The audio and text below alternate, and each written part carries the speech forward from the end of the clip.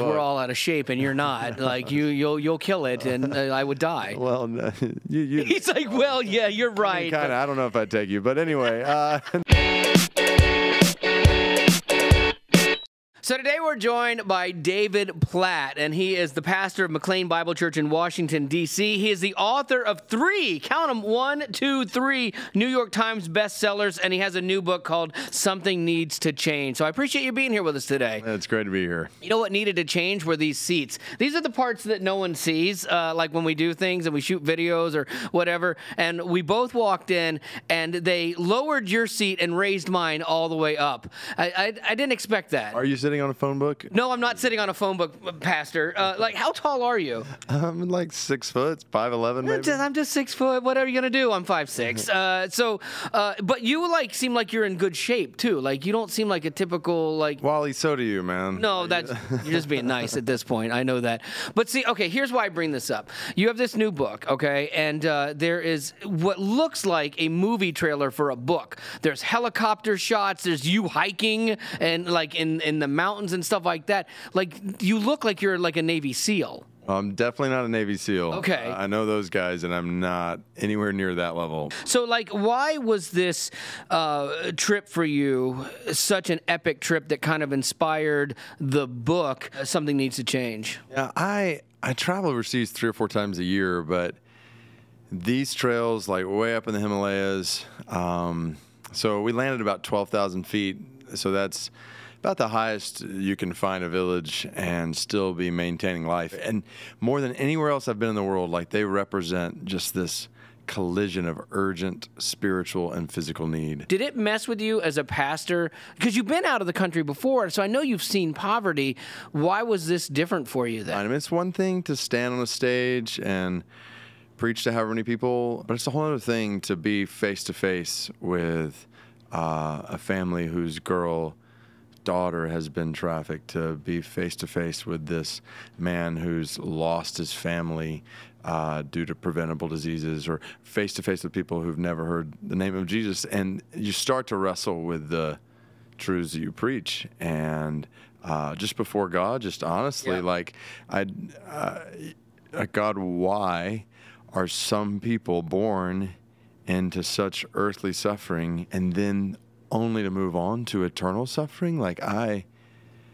You can't not wrestle with those questions when you're face to face. Absolutely. Well, as you ask questions like that, where's peace and protection for the oppressed?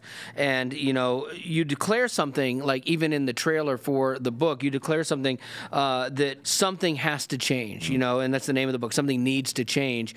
But if God is the same yesterday, today, and forever, what changes then? Because hell doesn't change. The concepts that we've been taught, that you've told people from the pulpit about faith, that doesn't change. So what needs to change then? I would say, poverty in those mountains needs to change. People need to have access to clean water. It needs to change. Girls being trafficked out of those mountains, that needs to change. People need to hear the gospel who've never heard the gospel. That needs to change. So these things in the world need to change. But the whole point is, in order to see that kind of change in the world, I think something needs to change in our hearts. The beauty is, God has created our lives with unique gifts and grace and skills that can be used to affect change. And we don't have to go to trails in the Himalayas to make that happen.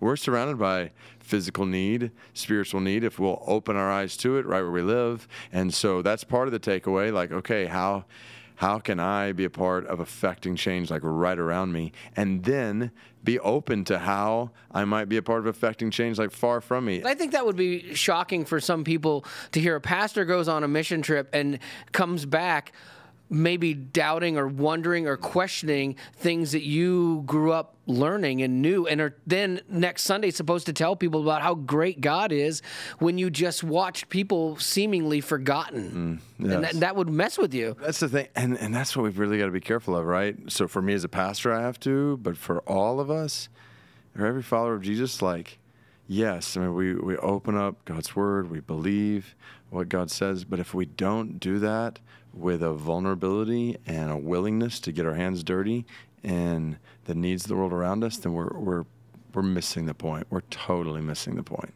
Yep, and if you want to get the point, you can check out David Platt, Pastor David Platt. We'll call him that. He's gone to school. You've earned that.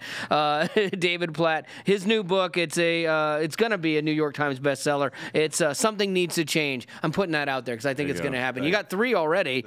Why would this be any different? We'll see. We'll see. He's like, we'll see. I'm humble, but it's going to happen. So you can check it out. It's Something Needs to Change. And David Platt, appreciate you, man, being on the show with us today. Thank you.